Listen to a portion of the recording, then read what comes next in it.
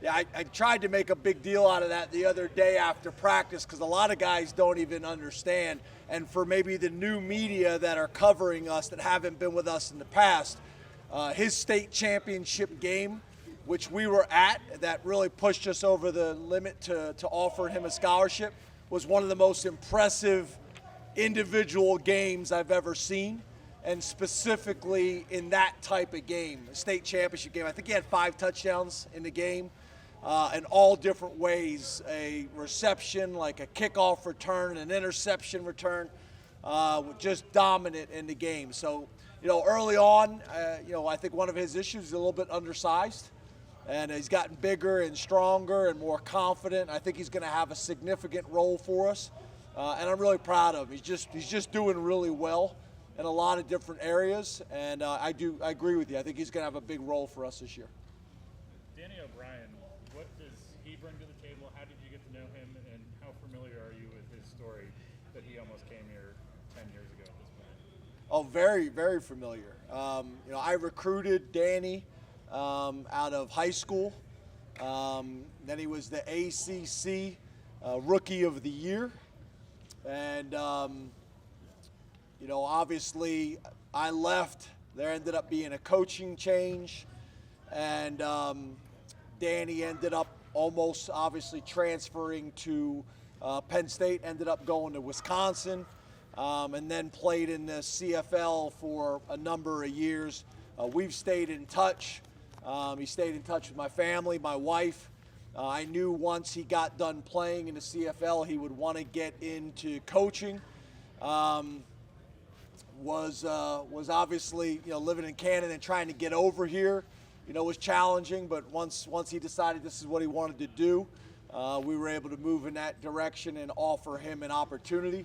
And now he's living over my garage where I used to live until his fiance was able to get across the border. So I've known Danny for a long time. I think he's got a really bright future as a quarterbacks coach, an eventual offensive coordinator. And it was just kind of waiting for it to time up to get him kind of involved. He had been coaching. He had I think a running back, full-time running back position, coaching in Canada, but he knew he wanted to get back to the States, and this opportunity opened up. James, I think Akeem Beeman honestly is listed at like 256. Do you guys still envision him solely being inside, or do you want to move him around? Or? Yeah, he was 290 pounds at one point, 289 pounds. That's another conversation for another time. Jamie, can you tell us what the situation is at that safety spot opposite Brisker? It looks like you have a lot of options there, and how many guys will intend to play kind of in that? Yeah, Tig will be the other starter. Jair Brown will be the other starter. We call him Tig. But there'll be other guys that will rotate in at both safety spots. But right now it'll be Brisker and Tig at the 2 safety spots for us. James,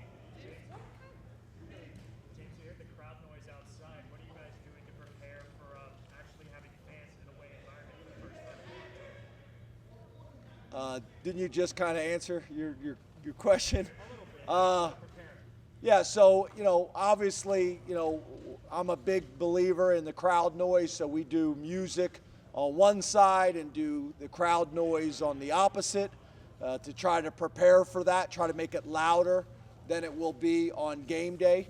We expect it to be a really good environment. Everybody's been waiting for college football for a long time. We do, I think you guys see the shot clocks, so we always have the play clock going as well to try to get used to that. 25-second clocks when appropriate, 40-second clocks when appropriate. So try to make it more challenging in practice than it would be in the game, and noise is a big component of that. James, on the defensive side of the ball, you had a couple guys last year that were playing in positions to kind of help the team out. Do you feel like your defense in general fits better this year, or not? Who are you talking about? Brandon Smith and DJ Munster going more to the 2-eye role. Some of those guys up front. Yeah, I don't know if I necessarily would describe it the way you are, but I think you always have a little bit of that. I think Jesse Luketa is a really good example of that right now, but I also believe not only is it in our defense's best interest, I think it's in Jesse's best interest. So him being able to be a starter at DN as well as a starter at linebacker is how we look at him. And I think you'll see a rotation similar to that all year long. But I think he's an example. But besides that, not a whole lot of that. I think your argument, I guess, with some guys you could make. A lot of it depends on development. A lot of it depends on experience. I think P.J. Mustipher is probably more suited and probably more of a build of a nose guard. But you could also make the argument he may be our best interior defensive lineman, so you want to put that guy in a position to make plays. I don't know if I would necessarily describe it exactly, but I understand your point. James, Am I loud enough? when Rasheed Walker in 2018, do you foresee him as a future team captain, and what kind of a progression has he made during his time on campus? Yeah, I think that's what's great about college athletics. We recruited Rasheed and thought very highly of him and his entire family, and thought he had a bright future. Early on with all of these guys, I think it's hard to say as freshmen who they're going to be 4 years later. That's hard to predict. They grow, they evolve, they face adversity and challenges, some better than others, and they face handling success. I think a lot of times for these young guys, and really for all of us, success sometimes is harder to manage than the adversity. So I'm proud of him. I know Coach Galt has said this publicly in front of our team, and I know we've talked about it. From last year to this year, his improvement physically and mentally and as a leader is probably as dramatic as any guy I've been a part of, and I know Coach Galt felt the same way. And he was really good last year, but I just think all the other boxes he's checking right now, I think him being voted as a captain from our organization, it was pretty much a landslide, and I think that's telling. I think the other thing that's probably a little bit different is we vote for captains different than I think most places. Most places, it's the players that vote for the captains. To me, that can become a popularity contest. I've never believed that. A lot of times the players will vote for their friends, the most popular player, or they'll vote for the best player. And that's not always the best leader. So our entire staff, as well as the players vote, our academic staff votes, our strength staff votes. Our strength staff probably carry the most weight because they're with them year round and see how they work and how they lead when the coaches aren't around. So we factor all that in, and he earned it. What kind of preseason did Devin Ford have? Have you guys seen him take that next step this year? Yeah, really good. Devin is a young man in our program. Again, another highly recruited guy that came in here and had to learn to navigate Penn State and major college football. I've seen him take tremendous strides. I still think there's a lot left in the tank for him.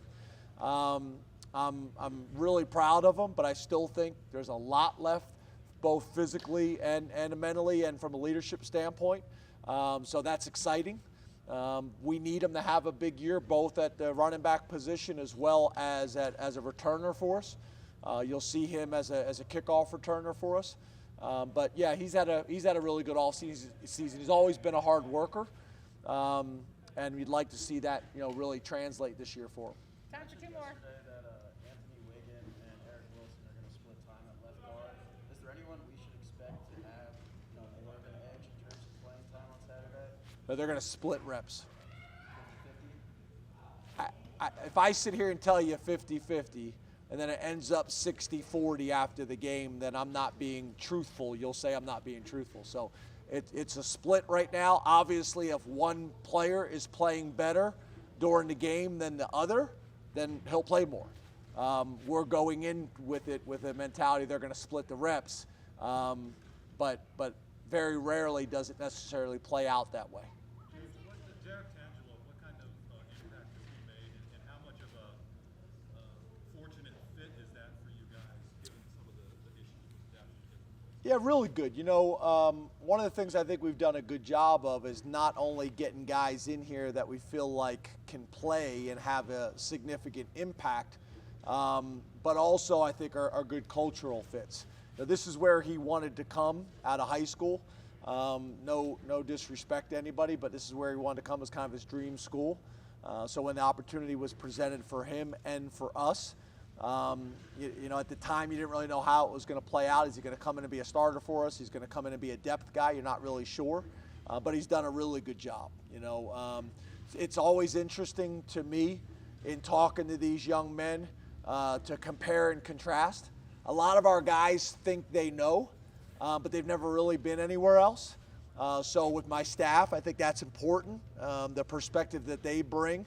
You know, we hired Anthony Poindexter and bringing him in with a fresh set of eyes, and then the same thing for the players. So it's always interesting to talk to Johnny Dixon about the differences between here in South Carolina, or, you know, obviously we call him Congo, to talk to Congo about, you know, the differences between here and Duke, or so on and so forth.